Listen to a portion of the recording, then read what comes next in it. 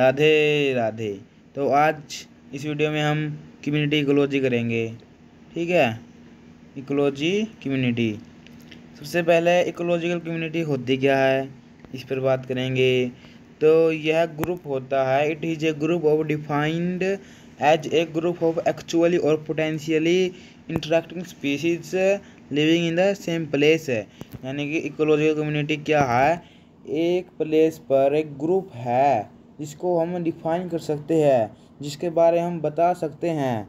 ठीक है, मतलब कि एक तो बात हो गई कि हम सोच के बता रहे हैं, एक उसको डिफाइन कर सकते हैं अपनी बात को। ठीक है, तो इसमें हम डिफाइन करेंगे, यानी वास्तव में वो ग्रुप है एक ग्रुप ऑफ एक्चुअली और पोटेंशियली इंटरेक्टिंग स्पीसीज जो कैसी है, लिविंग है और सेम प्लेस पर रहती है।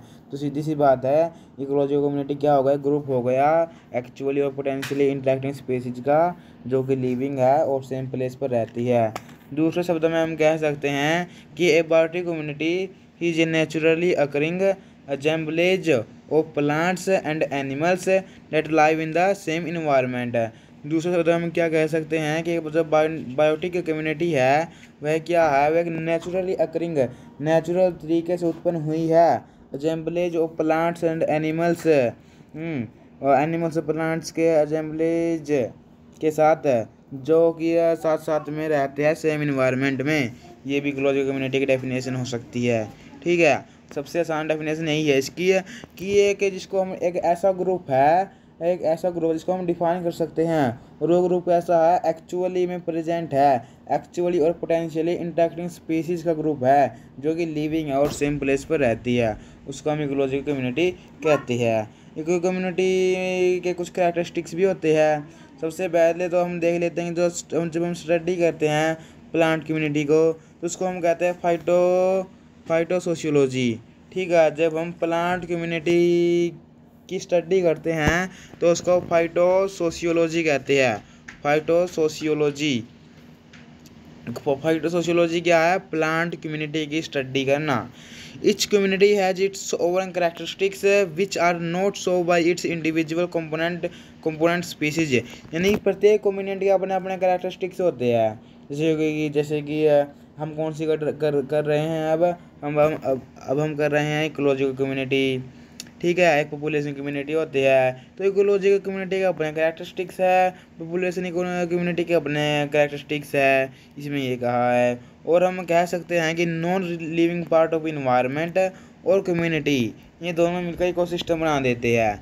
सीधी सी बात है, कम्युनिटी क्या है, एक बायोटिक कम्युनिटी क्या है, यानी कि जिसमें जो लिविंग स्पीसीज इंटरेक्शन करते हैं। तो कम्युनिटी को हम कह सकते हैं कि एक प्रकार से लिविंग पार्ट होगा इन्वायरमेंट का। और जब हम इसको कम्युनिटी को नॉन लिविंग के साथ मिला देते हैं तो इकोसिस्टम बन जाता है। ये इकोसिस्टम की डेफिनेशन भी हो सकती है कि non living part of environment and community को हम इकोसिस्टम कह सकते हैं।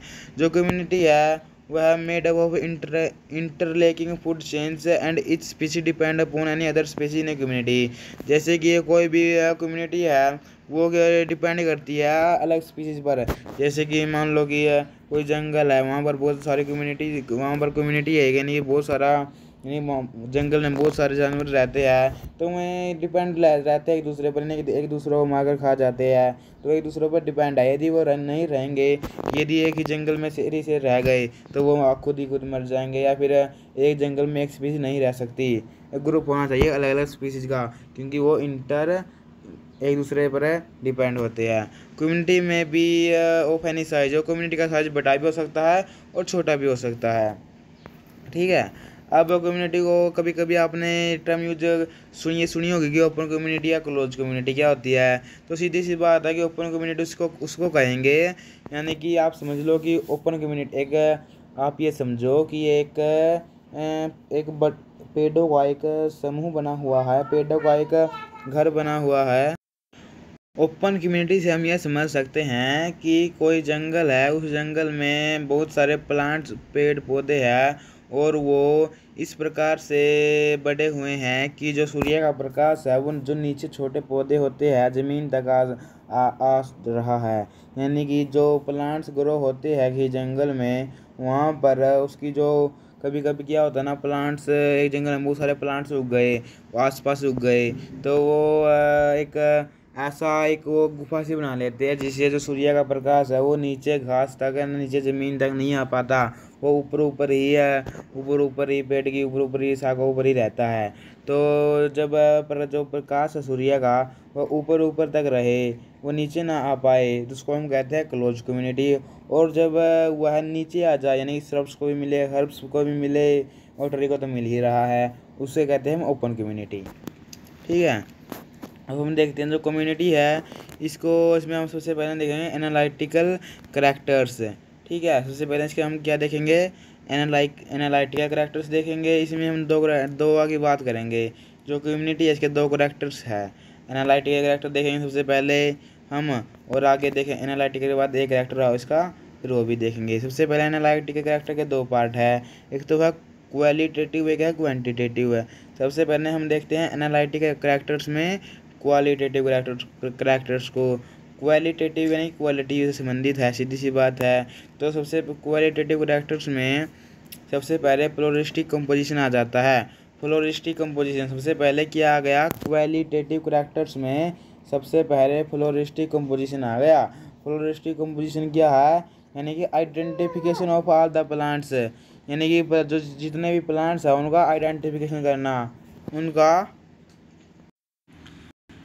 सभी के सभी प्लांट्स का आइडेंटिफिकेशन करना।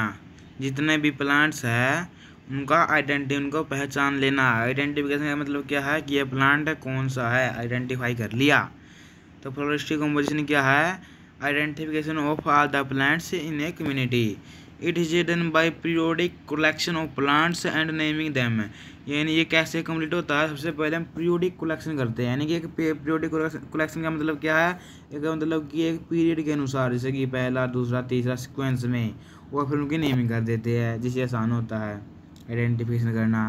और ये क्या है, जो फ्लोरिस्टिक कंपोजिशन होता है ये क्या आइडिया देता है, यह स्पीसीज डाइवर्सिटी के बारे में आइडिया देता है कि यहाँ पर कितनी स्पीसीज है। जैसे कि आप मान लो कम्युनिटी है, उसके अंदर आपने सभी प्लांटों का आइडेंटिफिकेशन कर लिया, तो आपको पता चल जाएगा कि इसके अंदर कितनी स्पीसीज है, कितनी डाइवर्सिटी स्पीसीज की, एक स्पीसीज है, दो स्पीसीज है, 10 है, 12 है, 50 है, 500 है, इस प्रकार से। और अबंडेंस ऑफ स्पीसीज ने एरिया में कितनी स्पीसीज है, कितनी एक जैसी और कितनी अलग है। ये क्या था, फ्लोरिस्टिक कंपोजिशन था। दूसरा आ जाता है स्ट्रेटिफिकेशन। स्ट्रेटिफिकेशन क्या है, the organisms are organised in a recognisable structure और पैटर्न कॉल्ड स्ट्रेटिफिकेशन। जो ऑर्गेनिजम्स है वो ऑर्गेनाइज्ड है किसमें, रिकॉग्निजेबल स्ट्रक्चर और पैटर्न में, उसी को हम कहते हैं stratification. And community structure can become stratified both vertically भी और हॉरिजॉन्टली भी during the process of succession as species become adapted to the their habitat. ये क्या है, स्ट्रेटिफिकेशन है। कि यह क्या आइडिया देता है, यह physiological requirement of different species का आइडिया देता है। Physiological requirements of different species, कि ये अलग अलग स्पीसीज के जो फिजियोलॉजिकल रिक्वायरमेंट क्यों हैं उसके बारे में बता देता है ये stratification. A canopy is called open when light reach easily of herbs and shrubs, and closed mean when that light not reach of herbs and shrubs, so development of small tree reduce। ये हमने पढ़ लिया कि open canopy क्या है, close canopy क्या है। Open canopy का मतलब है कि लाइट रिच आसानी से पहुंच रही है हर्ब्स और श्रब्स को, जिससे उनका डेवलपमेंट अच्छा चल रहा है। और क्लोज्ड कैनोपी का मतलब ये है कि लाइट अच्छे से नहीं पहुंच रही है नीचे, जिससे वहाँ पर जो हर्ब्स और श्रब्स है उनका जो डेवलपमेंट है वो अच्छा नहीं चल रहा है। उसके बाद है फिजियोगनोमी। उसके बाद क्या आ जाता है, फिजियोगनोमी आ जाता है। तो it is the general appearance of vegetation as determined by the growth form of dominant species.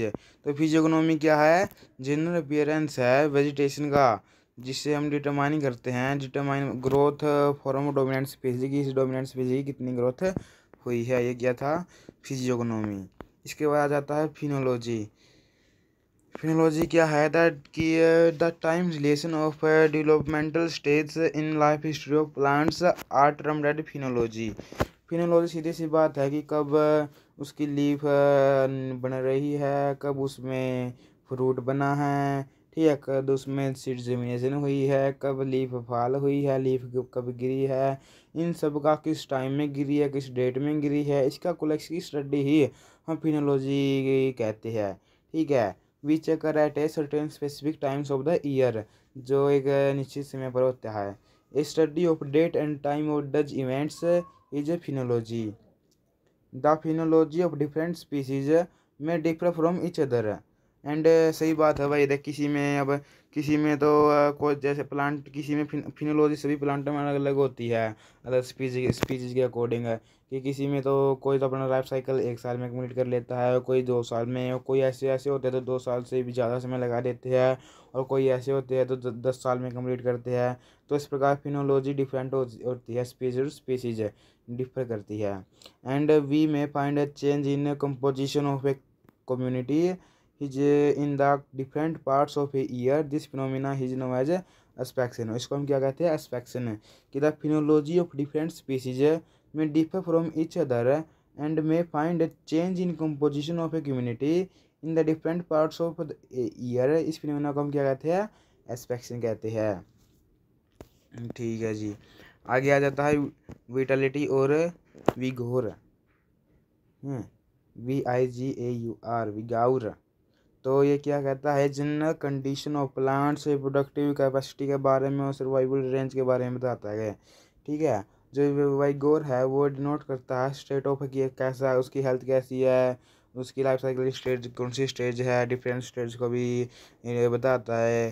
ठीक है, कि ये अभी कौन सी स्टेज में, रिप्रोडक्टिव स्टेज में है, या फिर प्री रिप्रोडक्टिव या फिर पोस्ट रिप्रोडक्टिव स्टेज में है।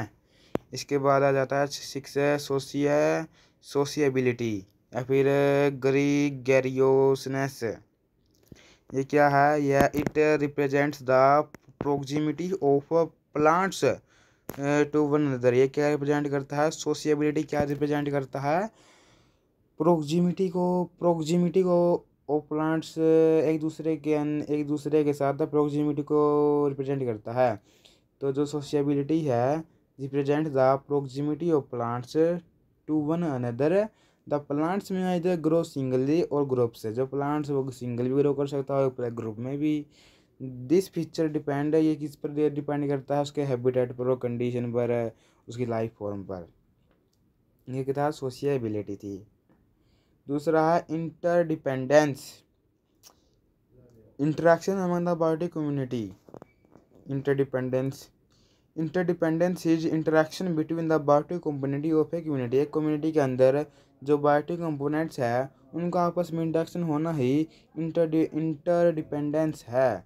कि वो किसके लिए होता है, फूड के लिए हो जाता है, वो स्पेस के लिए हो जाता है, वो एनर्जी के लिए होता है। जैसे कि स्टूडेंटों के अंदर होता है भाई फूड, स्पेस, एनर्जी के लिए, यानी कि एक नौकरी के लिए होता है। बहुत सारे स्टूडेंट्स में इंटरेक्शन होता है बायोटिक का, यानी कि हम बायोटिक में आते हैं, हम बायोटिक कंपोनेंट्स में इंटरेक्शन हो रहा है। वो क्या है, कम्युनिटी के अंदर वो इंटरडिपेंडेंस है, जैसे कि फूड के लिए, स्पेस के लिए, एनर्जी के लिए। Various way of interaction VIZ, competition, parasitism, mutualism. और ये इंटरेक्शन कितने प्रकार का होता है, जैसे कि कंपटीशन हो गया जो जिसमें दोनों को नुकसान होता है, म्यूचुअलिज्म हो गया दोनों को फ़ायदा हो जाता है, पैरासिटिज्म हो जाता है एक को फ़ायदा दूसरे का नुकसान। इस प्रकार से बहुत सारे इंटरेक्शन होते हैं। इसके बाद है life forms. It is the general appearance of plants based on their shape, size, crown, branching pattern, life span and the organ extra. ये क्या दिखाता है कि ये जनरल अपीयरेंस दिखाता है प्लांट्स की, इसका शेप कैसा है, साइज कैसा है, क्राउन कैसा है। इसलिए लाइफ फॉर्म्स लाइफ्स के बारे में बता रहे हैं कि लाइफ की इसका भी शेप कैसा है, इसकी लाइफ में साइज कैसा चल रहा है, इसका ब्रांचिंग पैटर्न कैसी है, लाइफ स्पैन कैसा है। और बेस ऑन टेम्परेचर रिक्वायरमेंट है, टेम्परेचर रिक्वायरमेंट के बेस पर राउंड की ईयर इसको 4 में क्लास में डिवाइड कर देता है। एक तो है मेगाथर्म्स, एक दूसरी है मीजोथर्म्स, तीसरी है माइक्रोथर्म्स, और चौथी है हिकिस्थोथर्म्स। जो सबसे पहली है मेगाथर्म्स, उसमें क्या होता है, जो प्लांट्स है वो रिक्वायर हाई टेम्परेचर, प्लांट्स को बहुत हाई टेम्परेचर चाहिए है constantly through out the year, पूरे साल उसको हाई टेम्परेचर चाहिए है, उसे कहते हैं मेगाथर्म्स है। और जो मीसोथर्म्स है उसको plants death can tolerate low temperature for short और लॉन्ग, यानी कि मीसोथर्म्स में क्या है, उसको कम टेम्परेचर चाहिए है, लो टेम्परेचर। और माइक्रोथर्म्स में क्या है, plants grow well only under low temperature, plants केवल लो टेम्परेचर में ही ग्रो करेंगे, अन्यथा नहीं ग्रो करेंगे माइक्रो में।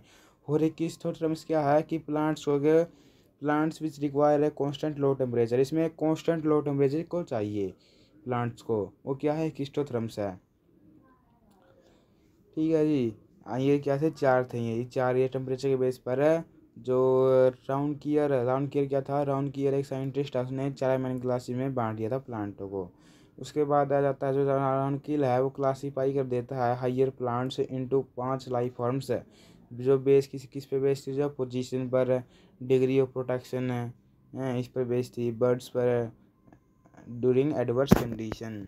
तो देखो अभी सबसे पहले ये देखो, ये 5 थे, ये देखो ये 5, सबसे पहले है फेनिरोफाइट्स, दूसरा है कहामीफाइट्स, तीसरा है हेमिक्रिप्टोफाइट्स, फोर्थ है जियोफाइट्स, और 5 है थीरोफाइट्स। तो सबसे पहले आपको दिखाई दे रहा है, सबसे पहले फेनिरोफाइट्स, इसके अंदर आप क्या ट्रे देख रहे हैं, सिर्फ देख रहे हैं। फेनिरोफाइट्स में क्या है, इनकी जो बर्ड है वो बहुत ऊपर है, सीधी सी बात है, इसमें बर्ड क्या है, बहुत ऊपर है सोइल लेवल से। ये क्या, इसको हम ये लिख, इसी को हम कहते हैं फेनिरोफाइट्स। और जो वो कहामीफाइट्स था, उसमें क्या है, उसमें जो बर्ड है वो मतलब कि किनारे पर आ जाती है सोइल लेवल के, किसमें, कहामीफाइट्स में। इसके बाद आ जाता है हेमिक्रिप्टोफाइट्स, हेमिक्रिप्टोफाइट्स में क्या हो जाता है, जो बर्ड है वो सोइल के थोड़ा नीचे चले जाती है, थोड़ा इंपॉर्टेंट बात है कि थोड़ा नीचे चली जाती है, ज़्यादा नहीं, थोड़ा नीचे चली जाती है हेमिक्रिप्टोफाइट्स में। और फिर आ जाता है जियोफाइट्स, जियोफाइट्स में क्या होता है कि जो बर्ड है वो बहुत ही नीचे चली जाती है ज़मीन की। और फिर लास्ट है थीरोफाइट्स, थीरोफाइट्स में क्या है कि जो उसमें सीड हो जाता है ज़मीन, इसमें सीड सोइल लेवल के नीचे क्या हो जाता है, सीड। तो ये थे 5 उसने डिवाइड किए थे, फेनिरोफाइट्स, कैमियोफाइट्स, हेमिक्रिप्टोफाइट्स, क्रिप्टोफाइट्स और थीरोफाइट्स, ये हमने देख लिए। ये इसका डायग्राम भी है, ये बुक का डायग्राम था। उसके बाद एक आ जाता है एक अलग से साइंटिस्ट है 1951 में, ब्राउन ब्लैंकवेट, जो मॉडिफाई कर देता है राउंड कियर स्कीम को। ठीक है, उसने तो क्या किसने दिए थे, उसने तो ये 5 दिए थे, उसने फिर बढ़ा के 10 कर दिए। कौन कौन से, सबसे पहले उन्होंने कर दिया फाइटोप्लैंक्टन्स, फिर इडाफोन, फिर एंडोफाइट्स, फिर थीरोफाइट्स, फिर हाइड्रोफाइट्स, फिर जियोफाइट्स, फिर हेमिक्रिप्टोफाइट्स, फिर कामियोफाइट्स, फिर पी फिर फेनियोफाइट्स, फिर ईपीफाइट्स, फिर उन्होंने फिर ये 10 कर बना दिए इसके। ठीक है जी। लाइफ फॉर्म के बाद ये तो हमने कर लिए, कितने कर लिए हमने, ये लगभग 8 थे। हाँ, तो ये हमने क्वालिटी करा है, क्वालिटेटिव करैक्टर्स करे थे अभी हमने ये। अब हम आएंगे क्वांटिटेटिव करैक्टर्स में। क्वालिटेटिव करैक्टर्स कितने थे, 8 थे। आपको लगभग 6 या 7 तो जरूर याद होना चाहिए। अब हम आ जाते हैं क्वांटिटेटिव करैक्टर्स में, इसमें सबसे पहले आ जाती है डेंसिटी। क्वांटिटेटिव में सबसे पहले क्वांटिटी, सीधी सी बात है, क्वांटिटेटिव करैक्टर समझिए, नाम से समझिएगा कि क्वांटिटी इस पे मेन है। सबसे पहले क्या आ जाता है इसके अंदर, डेंसिटी आ जाती है। डेंसिटी यानी कि number of plants per unit area. Density क्या है, number of plants per unit area, per unit area में कितने प्लांट्स है। इसको हम मीटर में भी मेजर कर सकते हैं और हेक्टेयर में भी मेजर कर सकते हैं। यदि हम ग्रासलैंड की बात करें तो पर स्क्वायर मीटर में मेजर करते हैं, और फॉरेस्ट कम्युनिटी की बात करें तो पर हेक्टेयर बेसिस पर इसको हम मेजर करते हैं। The factors which control the diversity of population, जो फैक्टर है जो कंट्रोल करता है पॉपुलेशन की डाइवर्सिटी को, उसको हम कहते हैं डेंसिटी। उसको हम क्या कहते हैं, डेंसिटी गवर्निंग फैक्टर है, उसको हम कहते हैं डेंसिटी गवर्निंग फैक्टर। कौन सा डेंसिटी गवर्निंग फैक्टर कौन सा हो गया, जो कंट्रोल करता है डेंसिटी पॉपुलेशन को, डेंसिटी ऑफ पॉपुलेशन को कंट्रोल करने वाले फैक्टर को हम कहते हैं डेंसिटी गवर्निंग फैक्टर, जो लाइट पर डिपेंड करता है, रेनफॉल, जैसे कि लाइट, रेनफॉल, सॉइल। ठीक है। और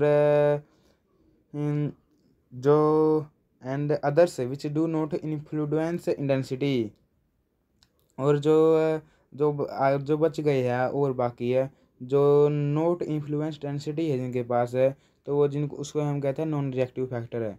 ठीक है, यानी कि जो फैक्टर्स है जो कंट्रोल करते हैं डेंसिटी को, पॉपुलेशन डेंसिटी को, उसको हमने कह दिया डेंसिटी ऑफ गिवरेनिंग फैक्टर है। और जो इन्फ्लुएंस नहीं करते हैं डेंसिटी को, उसको हमने कह दिया नॉन रिएक्टिव फैक्टर है, जैसे कि CO concentration.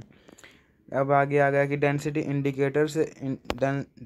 Indicates the degree of composition in a community. जो density indicates the degree of composition in a community की जो डेंसिटी इंडिकेट्स है वो क्या दिखाता है, डिग्री ऑफ कंपटीशन दिखाता है कम्युनिटी के अंदर कितनी डिग्री ऑफ कंपटीशन है। कौन दिखाता है, डेंसिटी इंडिकेट्स है। It is also useful to study the relative importance of each species in a community.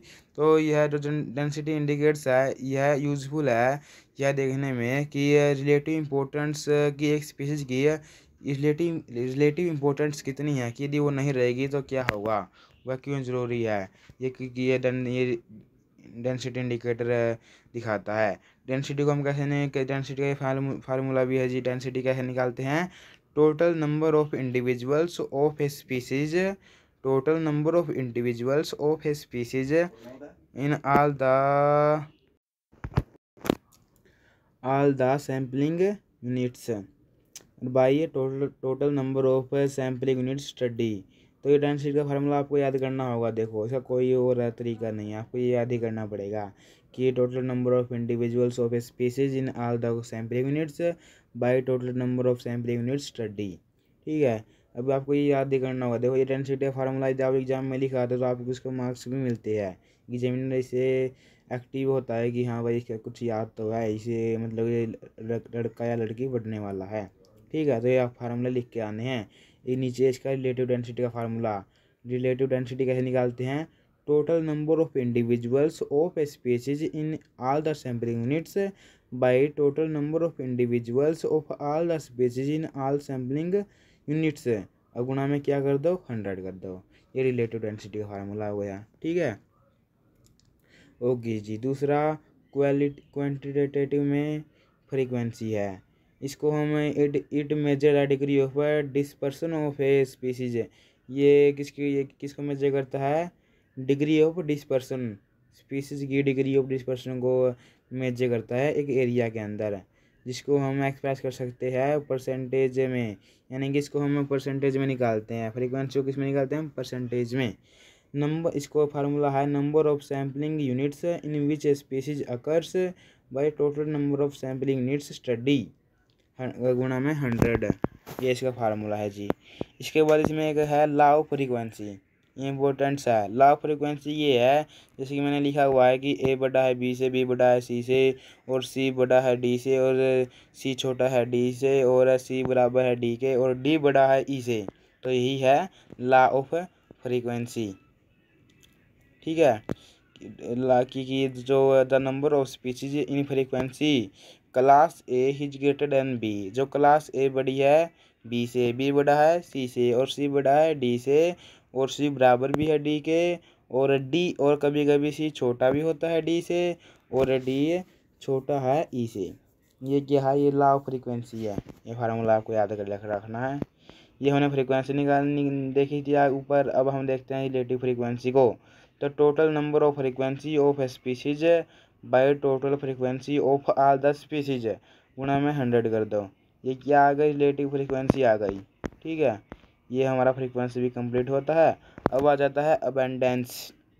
तीसरा अबेंडेंस क्या है, the number of individuals of any species per sampling unit of occurrence. The number of individuals of any species per sampling units of occurrence, वही क्या है, abundance है। Abundance का ही formula है कि total number of individuals of species in all the sampling units by total number of sampling units in which the species occurred है। ये इसका फार्मूला है। ये फार्मूला तो आपको याद ही करना पड़ेगा, इसका कोई और इजाज़त नहीं है।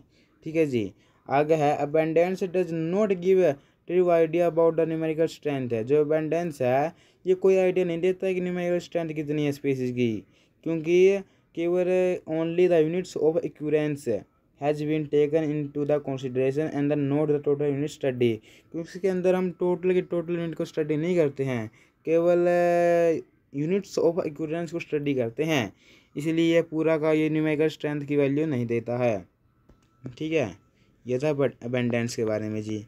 इसके बाद अबंडेंस के बाद आ जाता है आगे फोर्थ कोवर। कोवर क्या है अब ये है जी, it represents the area occupied by a foliage stem and inflorescence of species है। हम प्लांटों पर, जो प्लांट की बात कर रहे हैं कि प्लांट में जो फोलिएज है, फोलिएज एक लीफ को भी कहते हैं, स्टेम है, इन्फ्लोरेसेंस है, वो कितना एरिया ऑक्यूपाई करते हैं उसको हम कहते हैं कवर। कवर यानी कि कितना उसने एरिया कवर किया है। It is study at canopy level, इसको हम कैनोपी लेवल पर स्टडी कर सकते हैं as seen from the above. It is represented in terms of percentage, इसको भी हम परसेंटेज में रिप्रेजेंट करते हैं। It is also known as herbage cover, इसको हम हर्बेज कवर के नाम से भी जानते हैं, यानी कि हर्बेज कवर या फिर कवर एक ही बात है। और हर्बेज कवर भी आगे तो यही लिखनी है कि it represents the area occupy by foliage stem and inflorescence of a species. The cover measured in terms of the ground actually penetrated by stem is known as basal area. Basal area क्या है? The cover को measured कर रहे हैं in terms of ground, ground के terms में, actually penetrated by stem है जो actually penetrated by stem is known as basal area. क्या है? बेसल एरिया है। Basal area multiplied the density give the basal cover of a species, यानी कि जब हम बेसल एरिया को मल्टीप्लाई कर देते हैं डेंसिटी के साथ तो हमको बेसल कवर मिल जाता है। ठीक है, स्पीसीज का बेसल कवर मिल जाता है जब हम बेसल एरिया को मल्टीप्लाई करते हैं डेंसिटी के साथ पर स्क्वायर यूनिट में। By using the value of basal area the relative dominance can be calculated, और हम इसकी वैल्यू यूज करके बेसल एरिया की हम रिलेटिव डोमिनेंस को भी कैलकुलेट कर सकते हैं। तो basal area is an index of dominance, basal area क्या है? इंडेक्स डोमिनेंस का। Higher the basal area greatest is the dominance of the species, यदि हाई है, यदि बेसल एरिया हाई है तो इसका मतलब है कि ग्रेटर है डोमिनेंस, स्पीसीज का जो डोमिनेंस वो क्या है? ग्रेटर है। ये स्पीसीज का जो डोमिनेंस ग्रेटर है उसका बेसल एरिया भी हाइयर है। ये इसका ये क्या है? डी डोमिनेंस रिलेटिव, जैसे हमने इसमें पढ़ा था, ये हमने पिछली इसमें देखे थे, रिलेटिव फ्रीक्वेंसी देखी थी, रिलेटिव डेंसिटी देखी थी। तो अब ये क्या आ गई? ये आ गई रिलेटिव डोमिनेंस। इसको हम कैसे निकालेंगे? Total number of species in all the sampling units, total basal area, हाँ सॉरी नंबर नहीं, total basal area of species, total basal area of a species in all the sampling units by total basal area of all the species in all the sampling units, और गुणा में क्या कर देंगे? 100। इससे ये क्या आ जाएगा? डोमिनेंस, रिलेटिव डोमिनेंस आ जाएगा। ठीक है जी, तो ये कवर भी कंप्लीट होता है। तो हमने इसका पहला देख लिया है। क्या हम क्या पढ़ रहे थे? हम कम्युनिटी इकोलॉजी पढ़ रहे थे। कम्युनिटी इकोलॉजी में के अंदर हमने उसको 2 भागों में बांट दिया था, आपने पता है। सबसे पहले तो हमने उसको देखा था कि एनालिटिकल कैरेक्टर्स में देखा था, दूसरा आज हम देखेंगे सिंथेसिस कैरेक्टर में। एनालिटिकल कैरेक्टर्स में हमने 2 पढ़ लिया है, क्वालिटेटिव कैरेक्टर्स और क्वांटिटेटिव कैरेक्टर्स। ठीक है, क्वालिटेटिव कैरेक्टर्स कितने थे? 7 थे मेरे साहब, ये देखो 8 थे, यहाँ 8 थे। और फिर जो क्वांटिटी के आधार पर थे, क्वांटिटेटिव कैरेक्टर्स के आधार पर थे, वो कितने थे? वो 4 थे। ये कवर तक थे। अब आ गई सिंथेटिक कैरेक्टर्स। ठीक है, अब कौन से आ गए? सिंथेटिक कैरेक्टर्स आ गए अब। ओके, जब सिंथेटिक कैरेक्टर्स देख लेते हैं तो द ज़्यादा characters of a community which the synthesized involving qualitative and quantitative characters are taken. ठीक है, ये कैसे है? ये इन्हीं को क्या कहते हैं? सिंथेटिक कैरेक्टर्स कहते हैं। सबसे पहले से प्रेजेंस एंड कॉन्स्टेंसी। सबसे पहले क्या है? Presence and constituency. जैसे कि क्लास, जैसे कि फ्रीक्वेंसी यदि 20 तक है तो उसे हम रेयर क्लास कहते हैं। यदि फ्रीक्वेंसी 21 से लेकर 40% है तो उसे हम सेल्डम प्रेजेंट क्लास कहते हैं। यदि 41 से 60 है तो ऑफ टाइम प्रेजेंट क्लास कहते हैं। और यदि 61 से 80 है तो उसे हम मोस्टली प्रेजेंट क्लास कहते हैं। और यदि 81 से 100 है तो उसको हमें कॉन्स्टेंटली प्रेजेंट क्लास कहते हैं। ठीक है, ये आपने बताना कि भाई ये प्रेजेंस एंड कॉन्स्टेंसी, बस ये बताना है इसके अंदर आपने। वैसे इतना इम्पोर्टेंट नहीं है, बाकी जो आएंगे वो इतने इम्पोर्टेंट्स है। अब आ जाते हैं फाइडिलिटी। फाइडिलिटी क्या है? Faithfulness of a species to a particular community is called fidelity. ये फिडिलिटी थी, बस एक लाइन लिख देना बहुत है। फिर डोमिनेंस के बारे में लिख देना, डोमिनेंस की कोई चीज़ डोमिनेंस है, इम्पोर्टेंट्स है। ठीक है, इसके बाद आ जाते हैं फिर इकोटोन पर। इकोटोन में हम क्या लिखेंगे?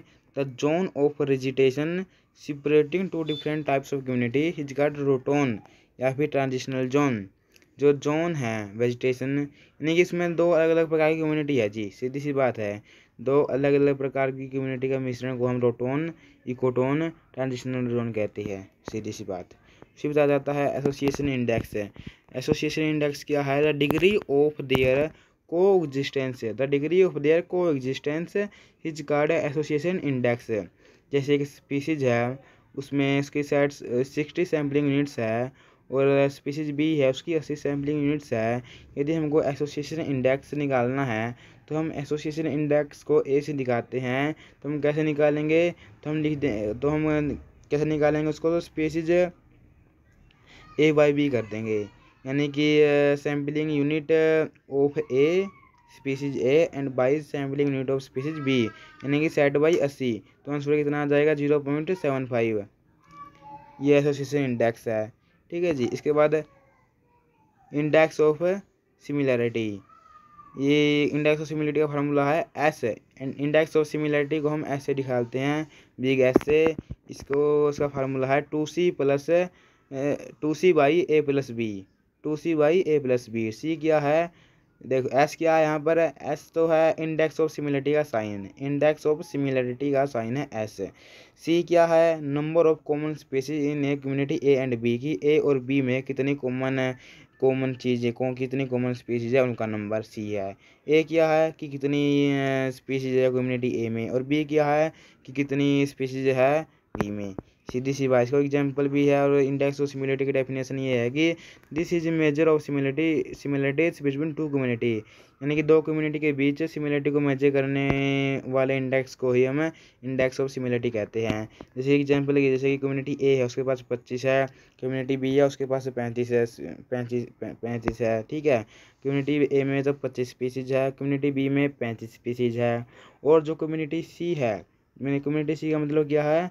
यानी कि उसके अंदर कॉमन स्पीसीज कितनी है? तो कॉमन स्पीसीज कितनी है? 15 है, 15 कॉमन स्पीसीज है, यानी सी है 15। तो फार्मूला में लगा दो 2c/a+b।